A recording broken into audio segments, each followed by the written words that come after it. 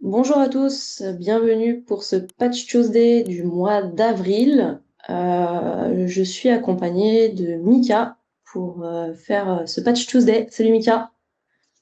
Salut Lauriane, bonjour à tous.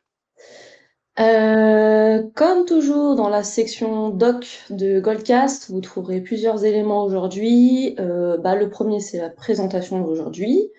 Il y a pas mal de liens sur lesquels vous pouvez, des liens d'actualité que vous pouvez trouver directement dans la présentation, donc n'hésitez pas à récupérer dès maintenant. Il y a d'autres liens, encore une fois, sur la gestion de l'exposition des assets, et un lien également pour vous inscrire, si vous le souhaitez, à notre événement Eventi Live qui aura lieu à Paris le 17 juin. On va parler produits, on va parler roadmap, on va parler IA, donc plein de sujets intéressants. Donc voilà, dans la section documents de Goldcast. Côté agenda, toujours le même. Donc on va passer en revue, on va faire un petit aperçu du Patch Tuesday du mois d'avril, aborder quelques sujets d'actualité et comme toujours, on fera un point sur les bulletins, les publications de ce mois. Et ensuite, on verra ce qui s'est passé aussi entre le Patch Tuesday du mois de mars et celui du mois d'avril. Donc, pas mal d'activités pour pas mal d'activités qui se produisent entre ces événements mensuels. Donc, ça entraîne souvent une sensibilisation des actions correctives qu'on doit mettre en œuvre pour rester à jour. Le Patch Tuesday du mois d'avril a été plutôt costaud et surtout précédé de pas mal d'agitation côté sécurité. Avant même la sortie des patchs Microsoft, on a vu passer deux 0D importants, notamment sur Google Chrome début avril et aussi un autre Adobe sur Adobe Acrobat Reader quelques jours avant ce patch Tuesday. Résultat, certains attaquants avaient déjà une longueur d'avance avant beaucoup d'entreprises ne soient au courant. Au total, Microsoft a corrigé 169 vulnérabilités, donc ce qui fait l'un des plus gros patch Tuesday de l'histoire, juste derrière celui d'octobre 2025. Dans le lot, un 0D exploité activement, une vulnérabilité déjà rendue publique et une majorité de failles classées importantes. Même si elles sont importantes, à ne surtout pas sous-estimer. Le 0D le plus critique qui concerne Microsoft SharePoint, même s'il n'est pas classé critique par Microsoft, il a été exploité dans la nature et peut permettre à un attaquant d'accéder à des informations sensibles ou à les modifier. Donc clairement, si vous avez du SharePoint on-prem, c'est une priorité. Donc Mika va en parler un peu plus en détail juste après. Autre point chaud, une faille dans Microsoft Defender déjà divulguée publiquement avec du code de preuve de concept disponible.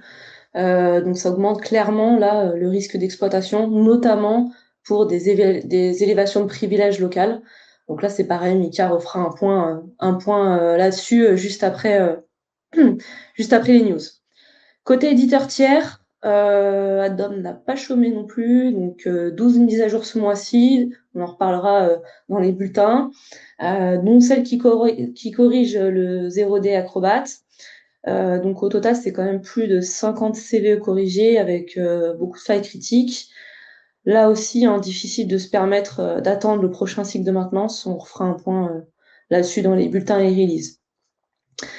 Autre sujet important, avec l'arrivée des modèles d'IA très puissants, capables de trouver des failles dans le code, on doit s'entendre quand même à plus de 0D, plus souvent, et surtout à des correctifs qui sortent en dehors des cycles mensuels habituels. Donc grosso modo, gérer la sécurité uniquement une fois par mois, ça devient quand même de moins en moins réaliste. Donc pour résumer, priorité absolue sur Chrome, Adobe Acrobat et SharePoint.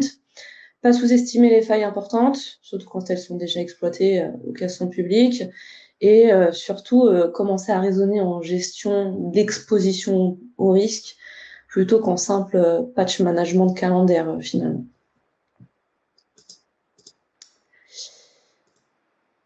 Avant de rentrer dans les détails du Patch Tuesday, les bulletins, les releases, je voulais simplement revenir sur plusieurs actualités marquantes ces dernières semaines. Donc elles sont intéressantes non seulement individuellement, mais surtout parce qu'elles dessinent une tendance de fond.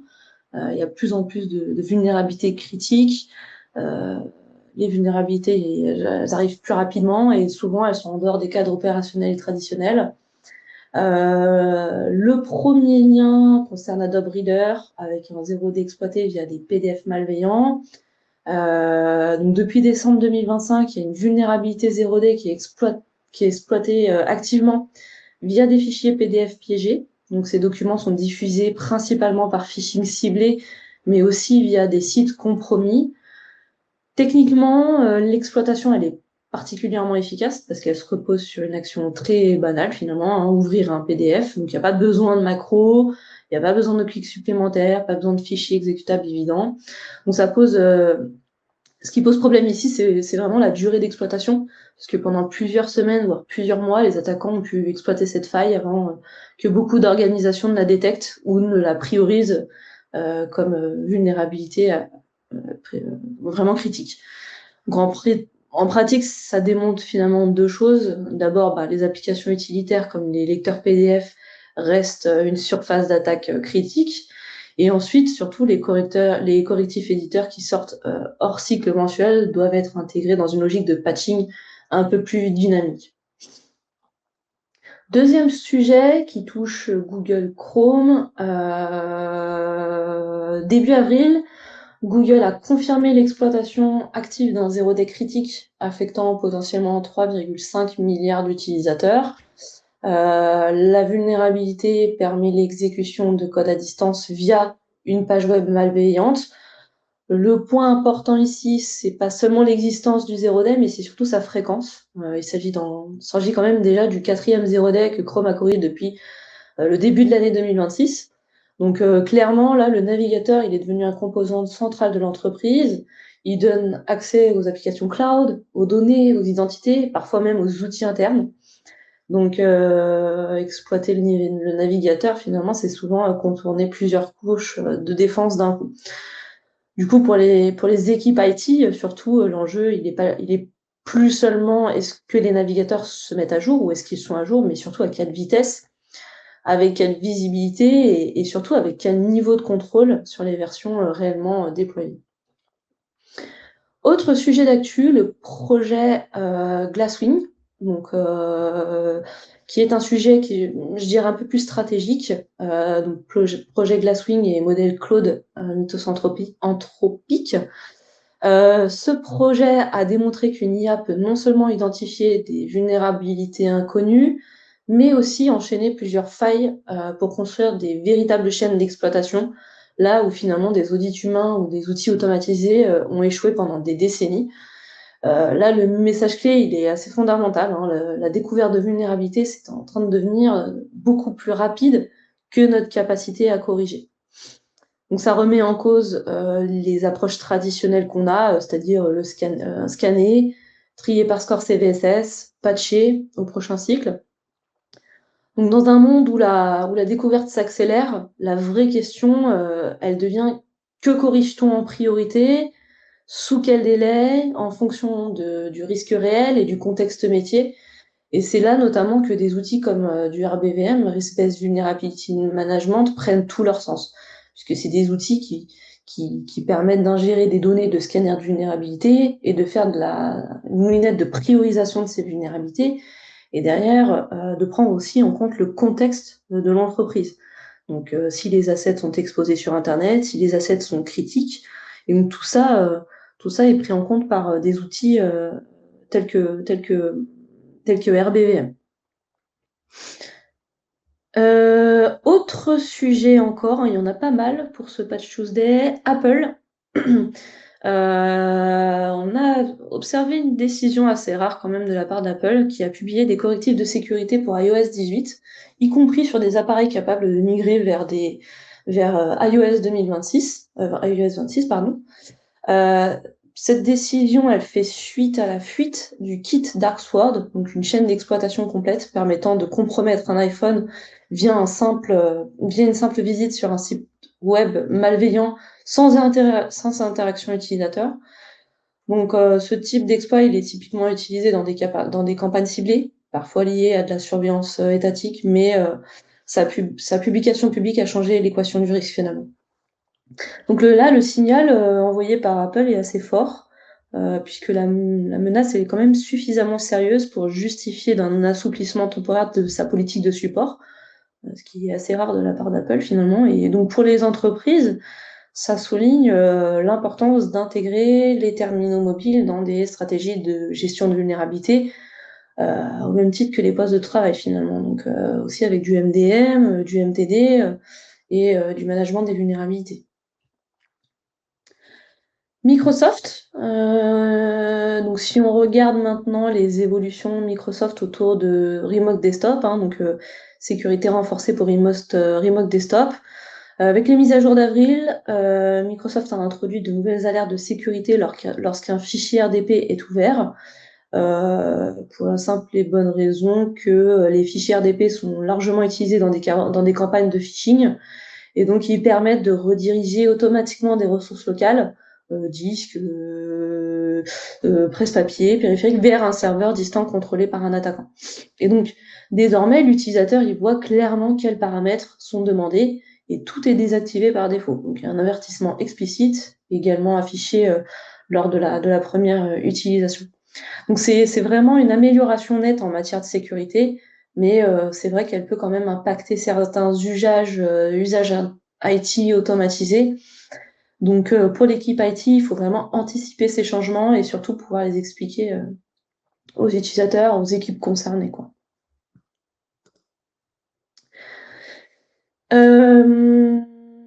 Pardon. Hop. Microsoft 365, évolution des channels de mise à jour Office. Donc là, c'est aussi une autre annonce structurante, l'évolution des channels de mise à jour de Microsoft 365 App à partir de juillet 2026. Donc les semi-annual Enterprise Channel, historiquement choisis pour leur stabilité, pour la stabilité et le faible rythme de changement, va recevoir des mises à jour mensuelles alignées sur le Monthly Enterprise Channel. Donc l'objectif affiché est de simplifier l'écosystème des channels et améliorer la diffusion des correctifs de sécurité. Mais concrètement, ça signifie plus de changements fonctionnels, plus fréquemment, et même dans des environnements historiques très conservateurs. Donc les organisations, les entreprises devront renforcer leur processus de test, de validation et surtout de communication auprès des utilisateurs. La fin de support annoncée pour Windows Server 2016, Windows 10 Long Time Support Branch. Donc le petit point calendrier, mais qui a quand même des applications très concrètes. Windows 10 Enterprise 2016 LTSB arrivera en fin de support en octobre 2026 et Windows Server 2016 en janvier 2027. Comme d'habitude, Microsoft propose des ESU, Extended Security Updates, pour prolonger la couverture, mais uniquement pour des correctifs critiques et surtout à un coût quand même croissant chaque année. Donc, il faut vraiment voir les ESU comme un filet de sécurité temporaire et pas comme une stratégie long terme. Parce que plus on tarde à migrer, plus le coût et le risque augmentent.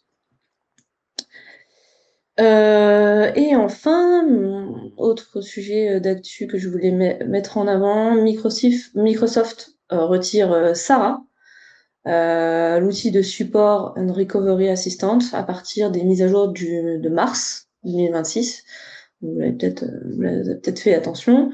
Donc c'est un outil qui était largement utilisé pour diagnostiquer et corriger des problèmes liés à Office, Microsoft 365 ou Outlook.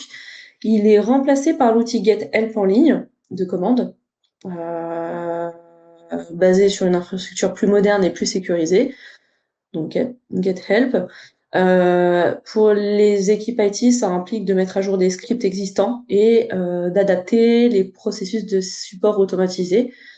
Donc voilà, c'est représentatif d'une tendance plus large, finalement, la suppression progressive des outils legacy au profit de solutions plus intégré et plus sécurisé. Donc si on prend un peu de recul, finalement, toutes ces actualités, elles racontent la même histoire, hein, des menaces plus rapides, des correctifs plus fréquents, des changements éditeurs qui forcent à revoir, les modèles opérationnels des organisations. Donc on voit bien que la sécurité ne peut plus être, uniquement mensuelle ou calendaire. Elle doit vraiment devenir orientée exposition, priorisation et surtout, capacité de réaction rapide. Et donc je laisse la main à, Mika pour la suite, des du patch. Merci Lauriane. On va commencer avec les releases avant de passer au bulletin. Hop, je me suis trompé de slide. Donc sur Microsoft Defender, ici on a une vulnérabilité qui a été publiquement divulguée.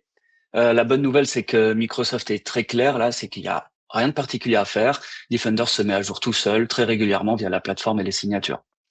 Si jamais vos outils de scan continuent à la remonter, même quand Defender est désactivé, pas de panique. Les fichiers sont toujours présents sur le disque, mais le système n'est pas exploitable. Donc ici, message simple, on laisse Defender faire son job et on passe à la suite.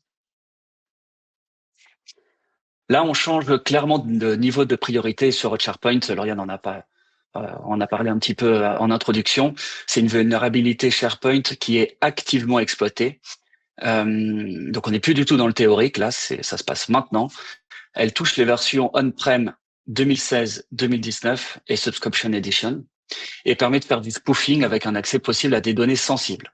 Donc ici, le message, il est simple, c'est vous avez du SharePoint on-prem, c'est le patch à mettre en priorité, c'est un des patchs les plus urgents. Sur Linux, donc on va faire pas mal de focus Linux ici. Le premier, c'est qu'on est sur une vulnérabilité très critique, CVSS 9.8, liée à la gestion TLS. C'est une condition de course assez classique, mais avec un impact potentiellement sérieux sur certains serveurs. Là, la bonne nouvelle, c'est qu'un correctif est déjà disponible, donc déployez-le. C'est la mise à jour du kernel est fortement recommandée. Deuxième vulnérabilité Linux notable ce mois-ci, cette fois-ci sur dans la stack Wi-Fi. On parle d'un buffer overflow lié à un problème de contrôle des paramètres, notamment dans les environnements qui utilisent Wi-Fi multilink. C'est surtout à surveiller sur les postes mobiles ou les équipements connectés. Là encore, pas de le message est simple, mettez à jour votre kernel.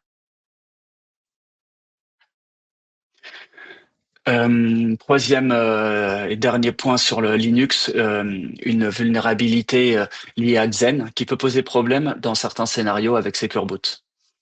Dans des cas bien précis, un utilisateur root pourrait contourner certaines protections attendues. Là, le correctif est déjà intégré dans les kernels récents, donc là aussi, patché, surtout si vous êtes dans des environnements virtualisés sensibles. Petit point rapide sur dans le domaine Ivanti maintenant. Plusieurs bulletins publiés ce mois-ci pour ITSM, Endpoint Manager et EPMM. Il n'y a pas d'exploitation connue à ce stade, ce qui est rassurant.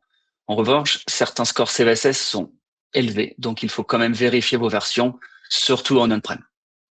Évidemment, les environnements cloud, eux, ont déjà été mis à jour.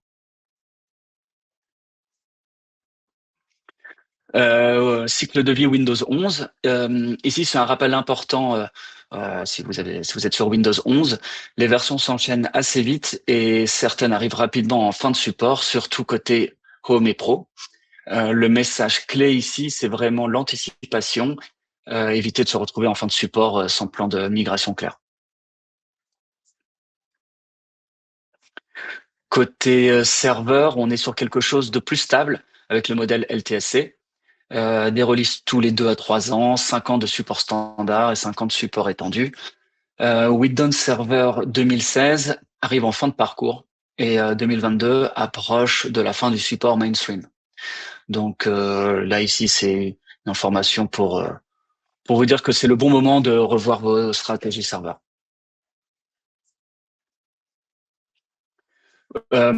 Côté Windows 10, 22H2 est maintenant officiellement hors support. Microsoft propose un programme ESU sur 3 ans, mais avec un point important, le prix double chaque année.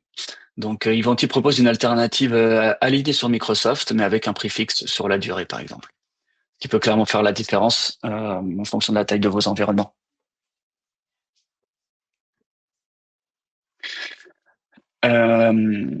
Update of interest. Ici, juste un coup d'œil rapide sur quelques mises à jour Microsoft intéressantes ce mois-ci. On retrouve les Servicing Stack Updates des mises à jour .NET, Azure, Visual Studio, PowerShell. Ici, là, rien d'urgent ou de bloquant, mais ce sont des briques importantes à intégrer dans vos cycles de maintenance habituels, bien sûr. Et dernière annonce, avant de passer au bulletin, toutes les annonces de contenu patch Ivanti sont publiées sur les forums communautaires. Je vous conseille vraiment de vous abonner aux produits qui vous concernent. En suivant ce lien, vous aurez une suite de produits. C'est assez simple et ça permet de rester informé sans effort. Et à toi, Lauriane, pour les bulletins. Ouais, bulletin de release, ça marche.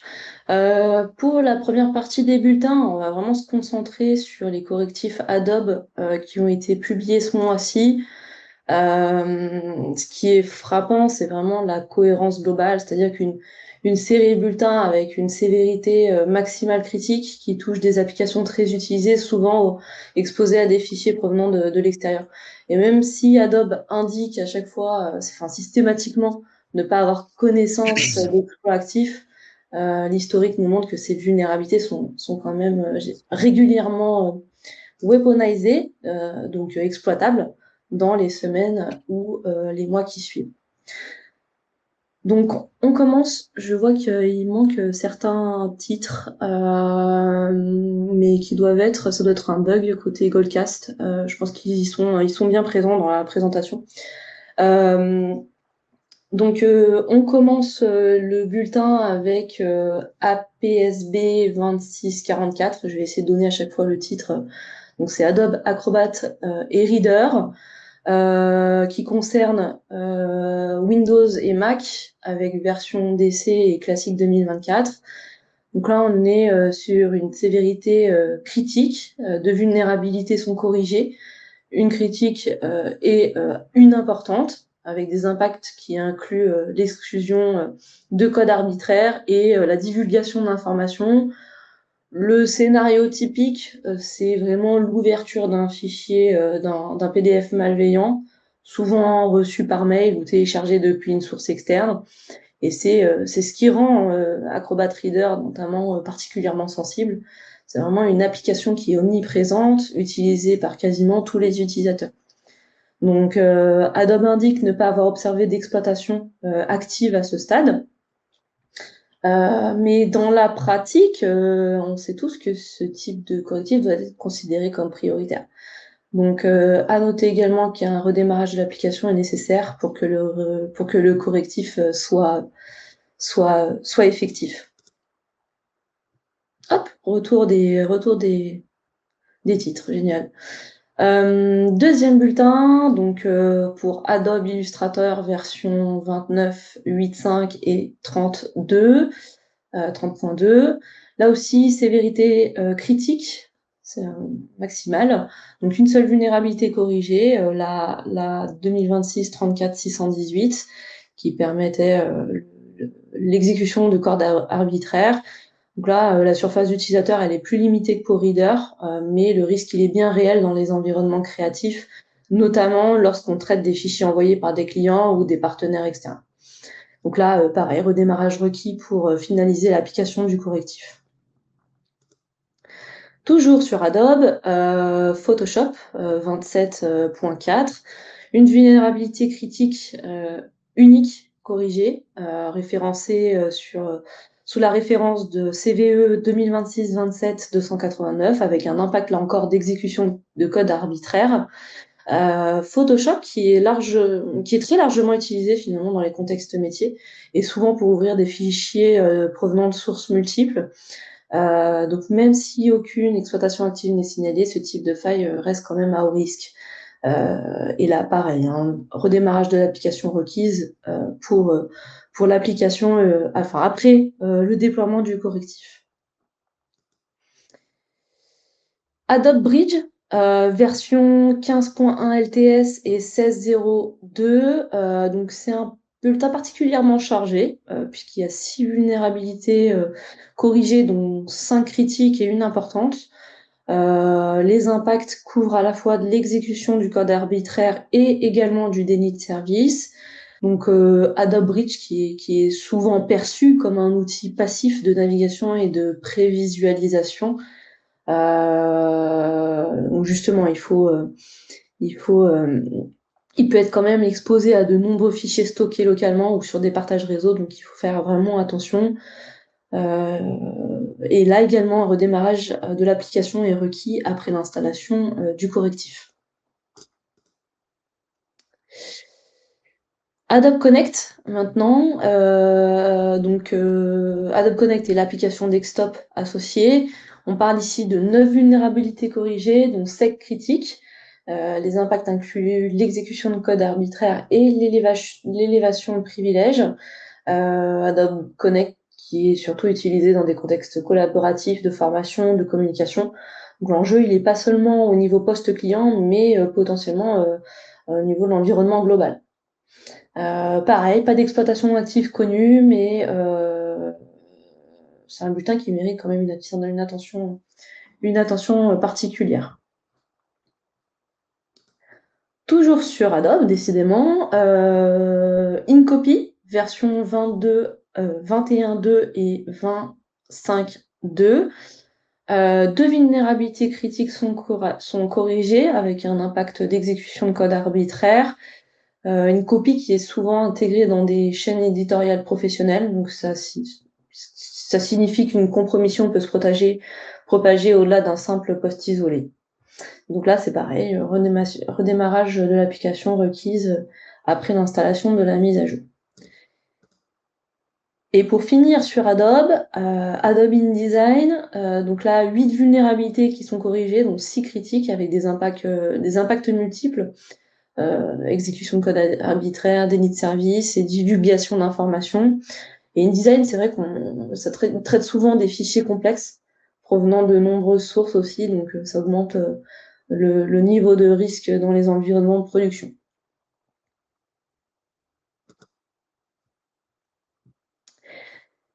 On passe maintenant côté Microsoft avec Windows 11 Update, donc version 23H2, 24H2, 25H2, 26H1, ainsi que les Windows Server 2027 et Edge Chromium. Donc là, on est sur une sévérité maximale critique. C'est un bulletin qui regroupe plusieurs mises à jour cumulatives, donc référencées notamment avec les KB qui sont inscrits sur la slide et qui dépendent des versions Windows.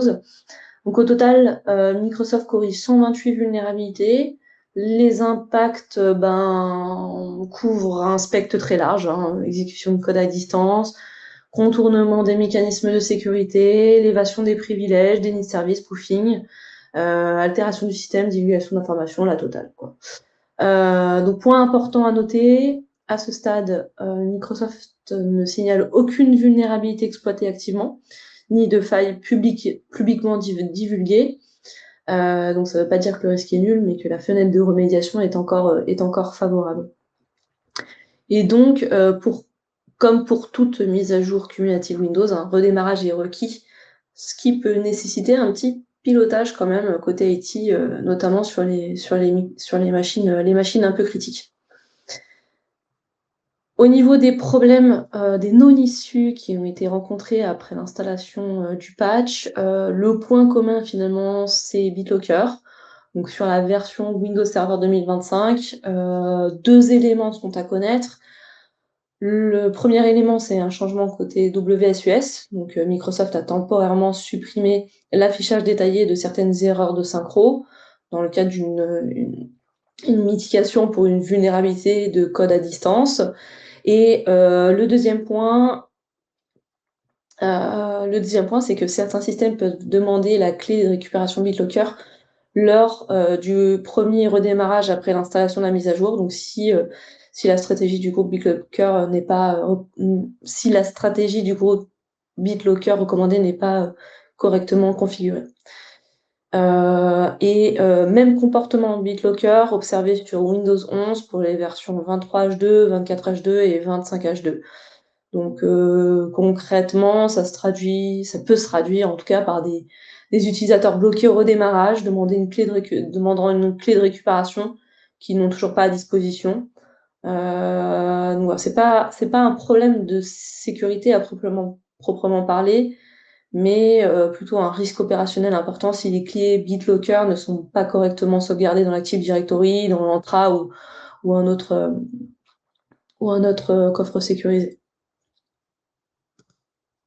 Windows 10, Mika.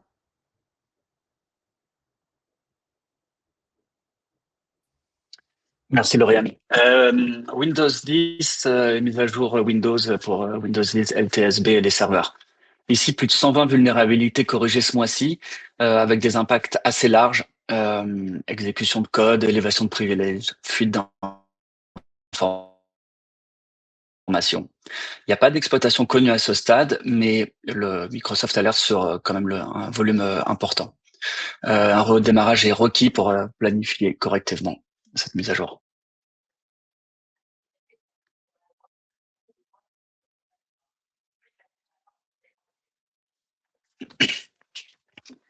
Known issues pour de Windows 10 et serveurs. Donc là, on a un résumé des problèmes connus après installation. On retrouve surtout des points d'attention autour de BitLocker et WSUS. Rien de bloquant, mais c'est important de consulter les KB associés, surtout si vous déployez à grande échelle. .NET, un roll-up mensuel avec quelques vulnérabilités de type déni de service.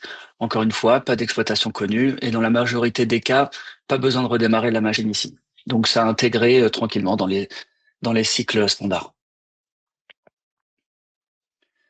Microsoft Office, si on va s'intéresser aux anciennes versions, y compris des versions proches de la fin de support.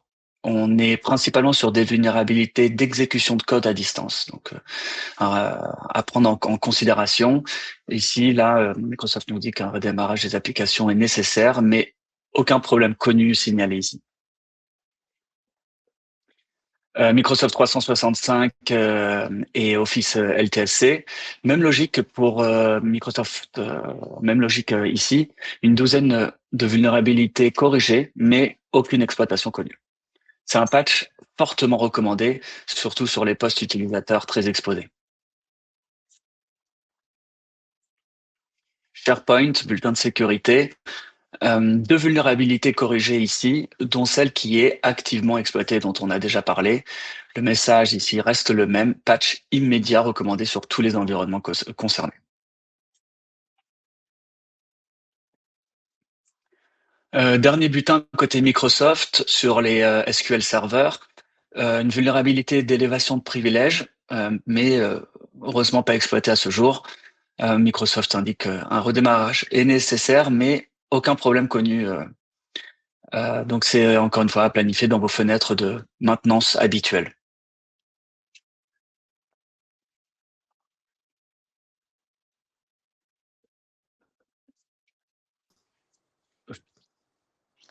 Ok, merci Mika.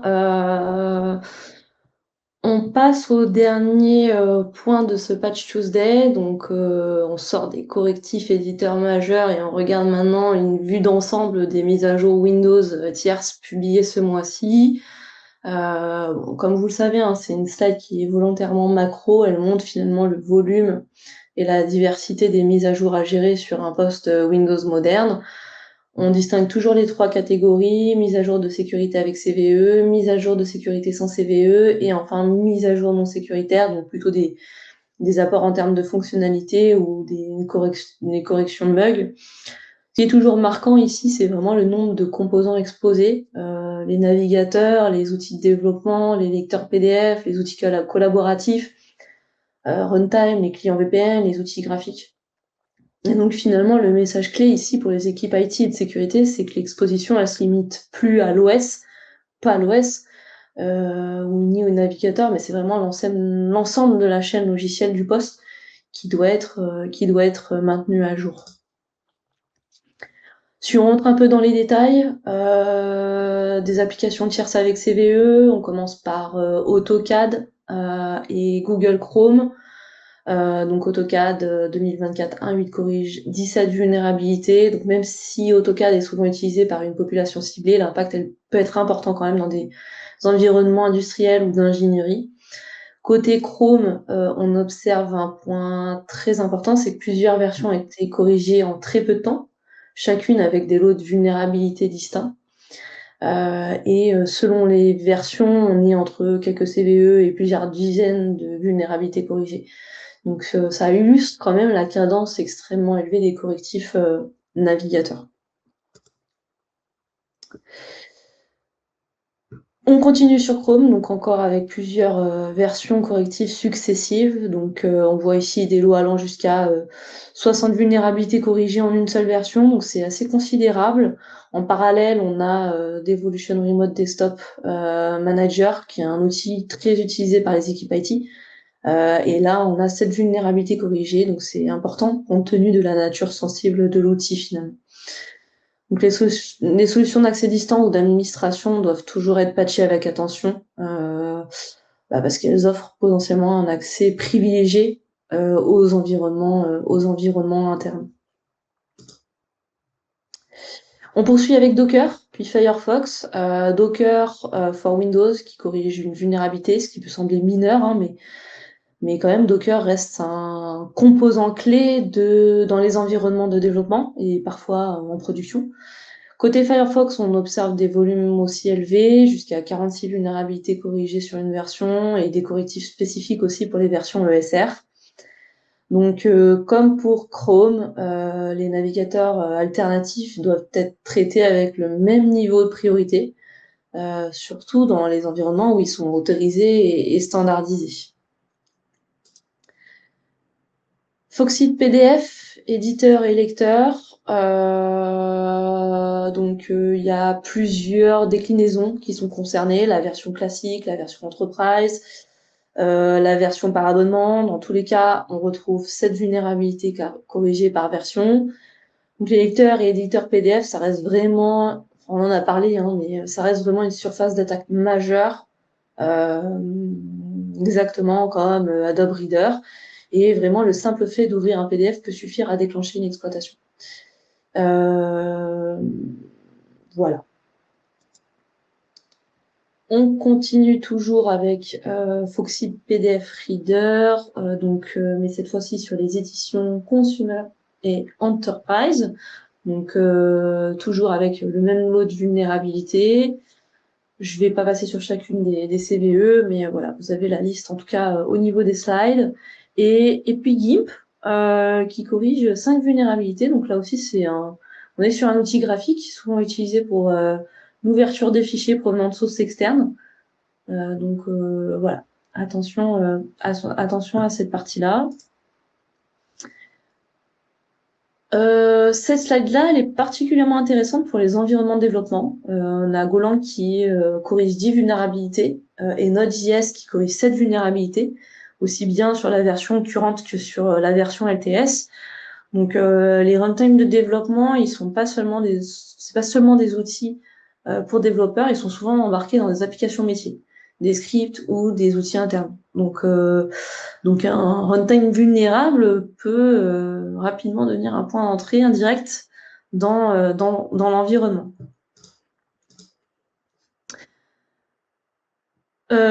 Sur cette slide-là, on retrouve un ensemble d'outils aussi très répandus, Notepad++, Python, OpenJDK, Thunderbird.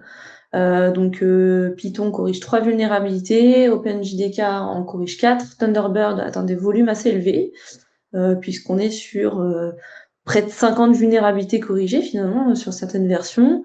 Donc les clients mail sont des cibles privilégiées, puisqu'ils contiennent généralement des pièces jointes, des liens et des interactions utilisateurs fréquentes.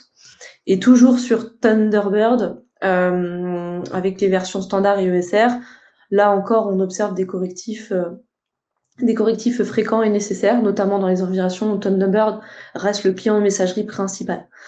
Donc, même si les versions ESR offrent plus de stabilité, elles nécessitent tout autant de suivi rigoureux des mises à jour de sécurité. Et on passe à Apple avec Mika. Merci Lauriane. Alors, petit résumé sur les informations côté Apple. Le mois est assez chargé avec beaucoup de mises à jour sécurité, aussi bien sur les OS Apple que sur des applications très utilisées comme les navigateurs ou les outils collaboratifs. On voit clairement que l'écosystème Apple est aujourd'hui au même niveau de volume de correctifs que Windows et qu'il faut l'intégrer pleinement dans les stratégies de patching. Ici, on rentre un peu plus dans le détail avec des mises à jour Apple natives. macOS Sonoma, Sequoia et Tahoe reçoivent tous des correctifs importants avec plusieurs dizaines de vulnérabilités corrigées à chaque fois. Safari ici est également concerné. Le message clé sur ce slide des updates avec CVE, c'est qu'une mise à jour, ces mises à jour sont fortement recommandées. Ce n'est pas de la cosmétique, c'est de vrais risques de sécurité.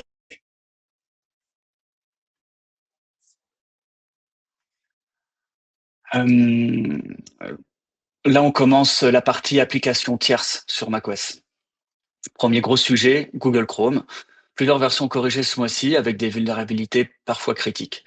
Chrome reste une cible prioritaire, quel que soit l'OS. Donc, les mises à jour doivent être appliquées rapidement, y compris sur Mac.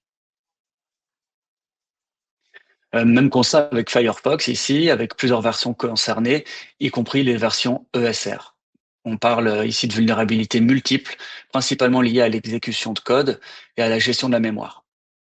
Pour les environnements qui utilisent Firefox ESR sur macOS, le patch ici est clairement recommandé. On fait un focus sur Microsoft Edge, toujours sur macOS. Plusieurs mises à jour successives ce mois-ci, avec un nombre élevé de vulnérabilités corrigées. Donc même si Edge est parfois perçu comme moins exposé, il reste basé sur Chromium, donc les mêmes exigences de patching s'appliquent. Suite logique avec d'autres versions d'Edge. Ce qu'il faut retenir ici, c'est le rythme très soutenu des correctifs, parfois à quelques jours d'intervalle. Ça souligne l'importance d'avoir des processus de mise à jour réactifs, surtout pour les navigateurs. Sur cette slide, on retrouve à la fois Edge et Microsoft Teams, toujours sur macOS. Teams est souvent très largement déployé et pourtant parfois oublié côté sécurité. Donc, même message pour les navigateurs classiques. Les outils collaboratifs font partie de la surface d'attaque et on encourage à les patcher très régulièrement. Petit focus sur Opera. Moins répandu que Chrome ou Edge, mais toujours présent dans certains environnements. Donc, c'est plusieurs vulnérabilités qui ont été corrigées, là encore liées au moteur Chromium. Donc, si Opera est autorisé dans vos parcs, pensez à regarder cette campagne de patch. Et enfin, focus sur Thunderbird en version standard et ESR. Le volume des vulnérabilités corrigées là est important, notamment pour les versions ESR. Pour les organisations qui utilisent encore Thunderbird comme client de mail principal, la mise à jour est clairement recommandée, surtout dans des contextes sensibles. Merci à tous pour votre attention. Je vois qu'il y avait peut-être des problèmes de son. Je suis désolée, je les avais pas vus avant. Dans tous les cas, c'est une session qui est enregistrée. Donc vous pourrez trouver cet enregistrement sur la page Ivanti du Patch Tuesday. Et puis on va essayer de régler ce souci-là pour les prochaines fois.